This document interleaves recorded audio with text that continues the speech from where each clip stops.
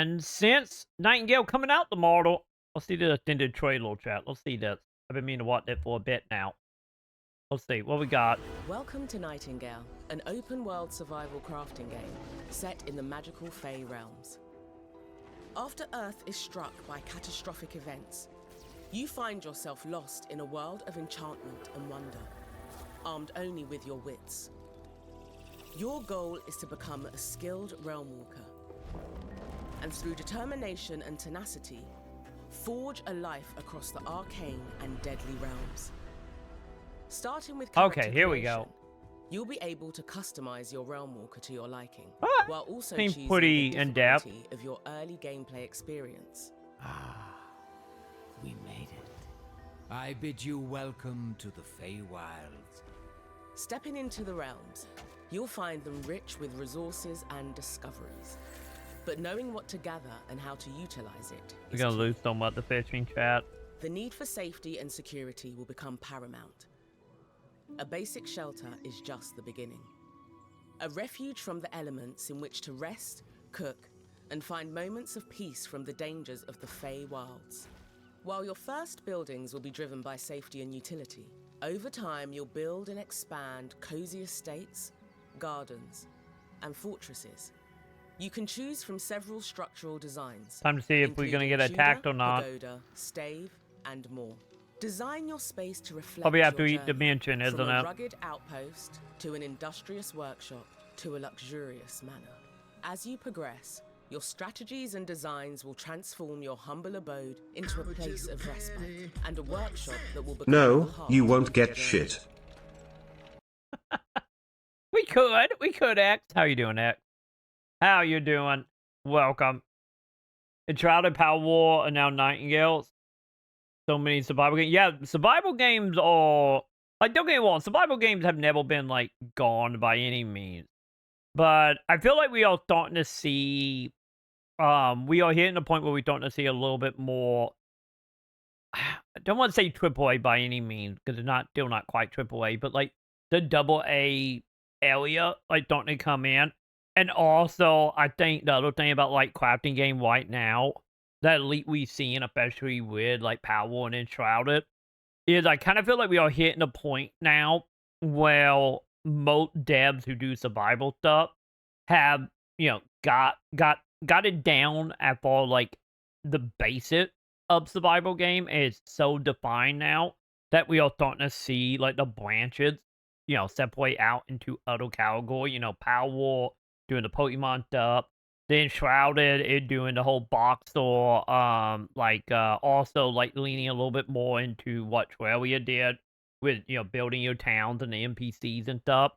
And then that one seemed to be like leaning more into the MMO like dungeon crawl type with the whole distant dimension stuff. So like right now like survival games is super interesting to me just because of that. They're not just people stuck in the woods anymore. We don't get me wrong, we had a game like the Forward that did it, but much more like story driven. But yeah, like and any like Valheim being like more along the line of being like bot fight driven. But yeah, like right now this is probably the most interesting genre to me.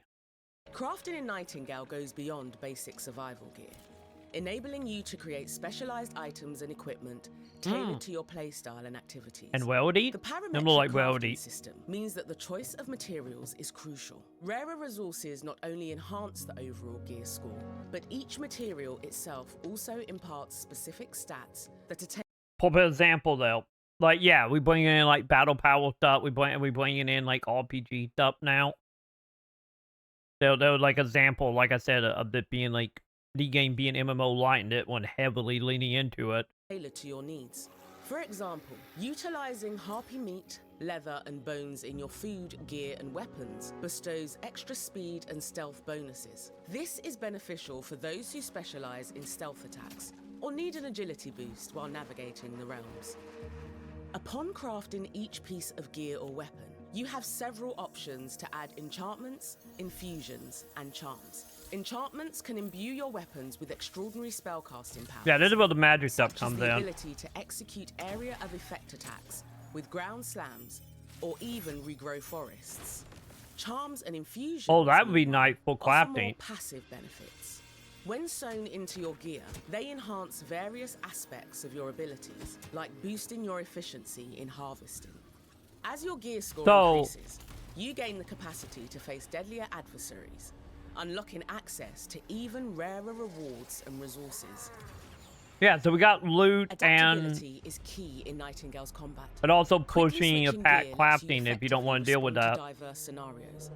Glide into a danger zone with your umbrella, then seamlessly transition to a two-handed weapon for powerful strikes. Block and shove to create opportunities for counterattacks. You see, that's what we're talking about. Like, When this feels distance like is needed, Oblivion to me. a swift switch to a pistol allows for a quick retreat, enabling longer range damage. As you enchant your weapons with freshly acquired spells, you'll discover new ways to control the encounters you face. Flaming weapons to inflict a substantial damage bonus. Bramble walls for defense against hordes of enemies. And of course, healing. Trying to be a battle mage, chat. Take to the skies for a chance to regroup. At the heart of Nightingale's open world experience are realm cards, the keys to the Fey realms.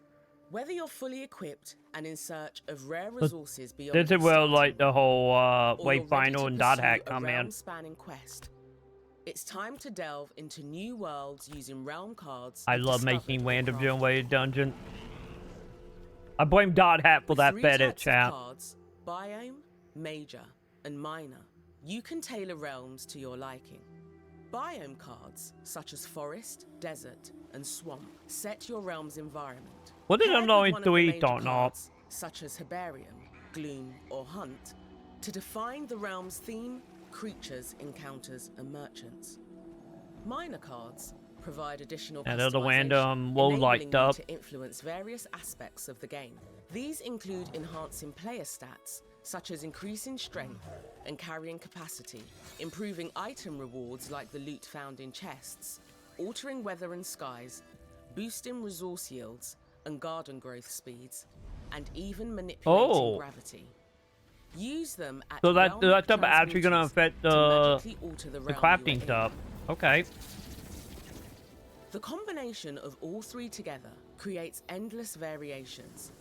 As an example, the Hunt Swamp card combination offers a greater challenge as creatures become more aggressive and territorial. This is also one of the few places where you will encounter the formidable Humberbar.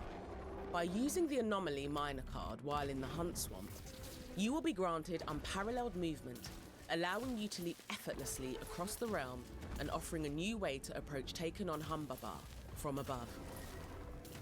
In some realm combinations, you'll discover characters such as Victor Frankenstein and Nellie Bly, who not only add narrative layers, but also guide you on critical missions. I wonder if we all gonna be able to do the All NPC realm stuff, cards like can in be Shroud obtained and in-game, Terraria. either crafted by players or found during their explorations. Throughout early access, we will continuously add more varieties of each card type, ensuring an ever-expanding universe of possibilities and discoveries. In the vastness of Nightingale, getting a helping hand can be incredibly Okay, how many important. players we got? Whether you're playing solo or with friends, everyone can recruit a helper, a sidekick who will fight alongside Oh, you, dude, that nice. revive you when you fall in battle, harvest resources, So we and got assist in trusted. building your estate. As you level up your gear, make sure you're doing the same for your helper. The more powerful they are, the more effective they will be. So now the question, can you give And them... for those The question gonna be here is like, I wonder if you can actually tell them what to do, you know, how Power War does it? Or is it more of like how Power War is where you start building something that you want over and help you? Or can you actually sign them to do stuff? That is my question on that. And also, I wonder, like, is one the most you're gonna get right now? Could it be nice if you can do, like, in the case of, like, Final Fantasy 11, have, like, a full team of, like, 6? I get technically 5 if you count you. Like, that'd be nice to do, like, waiting parties and stuff, especially against, like, the more big old bosses. that want to play with others, Form parties of up to 6 players to journey together Speaking of into the sick. unknown. Trade resources with other realm walkers. Or collaborate to build massive communal estates. So Once my next question here is going to be, people going to have like private server more than likely set up. I don't know if that's going to be at launch, but hopefully they will allow private servers. So I wonder if they're going to be like, what would be really nice here? Once again, I don't know if they're going to do it or do it at launch anyway. Is if they have it set up like passively, well, instead of like, don't get me wrong, being able to like team up with your friends at all, fine and dandy. But what would be nice as well if, like, as you are traveling, like every time you jump through a dimension, it would like try to find other players that you could interact with on like just passing through. I think that would honestly be kind of neat, but also probably really difficult, especially since they're doing the RNG dungeons / like environmental stuff. But it'd be nice if you just out of 4 and you just randomly see another player.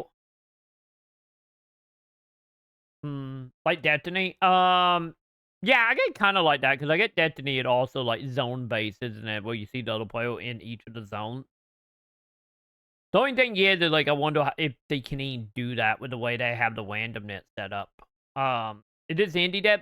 I think they did more like AA dev. I know there was a lot of dev from like what was it, BioWare, that is involved here. I believe BioWare. It is BioWare Blizzard. I think it's BioWare though. So there's a lot of like devs that been in the industry for a long time working on this. But I think it technically fall under indie because I don't think they are being backed by anyone. I could be wrong on that. So to be safe, I know not AAA, so to be safe, I'm gonna say AA. you reach the late game, you'll reach the Watch, a distant haven and Nightingale's That is more than 6 social players. hub. Here, players can meet, plan adventures, pick up quests, or jump into challenging dungeons designed for group play. Here we go. As February The 20th dungeon is the stuff I'm approaches, excited for. the world of Nightingale. Okay, maybe what awaits. I'm talking about is just Shape for your the journey in-game and hub, take maybe. your place in a world brimming with magic and mystery. Join us in the Fey realms and become the realm walker you are destined to be. Yeah, I'm telling you, every time Save yourself. every time we see Nightingale, it's just like, man, okay, it's technically level infinite. Yeah, I get that it's still technically AA, technically, since they are publishing it. But yeah, like I'm telling you, Nightingale would probably easily, like between Nightingale and then 1.0 Vorheim, it probably my 2 most excited game. Like I said, that one appealed to me. Like I love me some Vorheim, but that one is appealing to me more on the MMO front a lot more. So yeah, Survive all the assets tomorrow. and rebuild all that has been lost. Okay, do we got anything at the end, or is that it? I think that's it. Yep, that's it. But yeah, like realistically, from the way that see me Elite Heal at the end, I did not know about the NPC, but Elite Heal in the end, like it seemed like that hub area heal, it probably is just gonna be like the Monster Hunter style, I imagine, since it's set up to 6 players. So yeah, so everyone probably gonna meet heal, break out into party, and do the quests. I'm curious to see like what kind of quests they will have for in-game heal. And also, what counts as getting to that point? Kind of seemed like they might be doing the Vorheim thing where, like, you do the bosses and that how you get to that point. Or maybe this is one of them cases from the survival point of view. Maybe this is something like, you know how, like, in, like, Minecraft and stuff, you can make, like, inner portals and the nether portals, like, that type of stuff. Maybe that's what this is once you're able to make quote unquote the final like gateway, you come heal. Maybe that is where we are going with this. Yeah, the housing stuff they showed, what was it? Yeah, it was like Hub Heal was like the housing stuff. So yeah, like the housing stuff is like just like any other survival game where you're gonna get like wood and stuff, metal and stuff, and then you can start building houses wherever you want. So the thing I'm curious about this is it gonna be, since they did talk about like distant realm, adding like all this is have player housing stuff. But like being able to put bonuses on card to get better like building and stuff. So I wonder if one of them cases where they are wanting you to set up multiple bases. Because what it seemed like from the IGN video that we watched, it seemed like, but what was in my head was it felt like you were gonna have like one hub area, and then you're just gonna like fracture off, which is probably still gonna be the case. But what popped in my head was like, oh, that main hub area, that well, I would just build my house and then, go on a bench and probably have like little settlement, mainly places to hold like inventory and stuff, depending on um, how, look, I don't want to say how bad the inventory management is because of me, I'm gonna hoard everything, so by default, I make it bad. But, but yeah, I'm kind of curious also on that end to know like how easy is it going to be to transport stuff from bait to bait? What would be awesome though, and honestly, what would like motivate me to build a house in multiple environment beyond the bare minimum of I need a place to sleep or a chat to put stuff in, would be like it'd be a night quality of life if they had it set up where all the chests would link, so you could one off do all the thing in all the different dimensions, and then have like your main hub be able to like pull from all the dimensions for crafting. Like, I hope that's something that can happen, because that would be great. And most survival games should do that stuff. But yeah, so yeah, pretty much the player housing is the same as like Power War is. Yeah, you've been gonna be able to build pretty much any will, I imagine. Because I know most survival games let you build bases wherever you want for the most part. And I don't see it being any different than that. But yeah, hopefully we can check this out tomorrow. I still really wish they would give a price. But like I said, I'm betting it to probably be 40. That's gonna be my get, chat. Because that seems to be the going rate for like these types of game, and especially how decently high quality this is seeming, and how much seemed to be in there. Because like all of this seemed to be day one. So not counting what will come, at a later date. My only worry is, like, my same worry applied to this as any other, like, early access survival game, is I'm hoping this is something that they will be able to progress through. I wouldn't say fast by any means, but, like, I hope there's gonna be an easy-ish development for it, and we're not gonna be like Valheim, where, like, like, for example, like, that when, like, Valheim came out, what was it? I think the devs was like, "Oh, it was gonna be, like, 6 months to a year and then be 1.0." And it had been, what, like, 4 years now, and we still in early access, and I don't even think all the areas are in Valheim yet. So, like, hopefully it don't fall into the trappings of a lot of games of that type. I'm hoping with the pedigree behind it, that won't happen, but we will find out here. So yeah, ideally, as of now, when it comes to that, I would love to jump into that tomorrow when it go live, but that is 100% up there because price and if we get a review code. Because I emailed them a couple days ago, but I haven't heard back yet. I ain't signed up for the official Cradle stuff, and I haven't heard back yet, so we will see. Who knows? Maybe we'll be doing Nightingale tomorrow. It'd be nice. It would be night, chat. But we will call it that bridge, I guess, in the morning when the game come out. Because to my knowledge, it is, I think it was 9 a.m.? Hang on, do I have the tweet for that? I think I've retweeted the schedule. I believe it's supposed to be like 9 or 10 a.m. Pacific. Also, I didn't went to Twitch. Why did I go to Twitch? I have no idea. I just did it again, chat. Don't mind me, chat. My mind all over the place. Where's my Twitter? There it is. Sword time to charm, chat. Sword time the charm. Wait, did I not? Oh, I guess I didn't retweet it. Hang on. I believe Nightingale Official tweeted it out. Yeah, there it is. So yeah, release for tomorrow is 9 a.m. Pacific. 12 p.m. EST or Eastern time. So yeah, for me it would be 11 a.m. in the morning when they go live. So we will see, champ. We will see. Either way, I'm very excited for Nightingale. Either way it goes.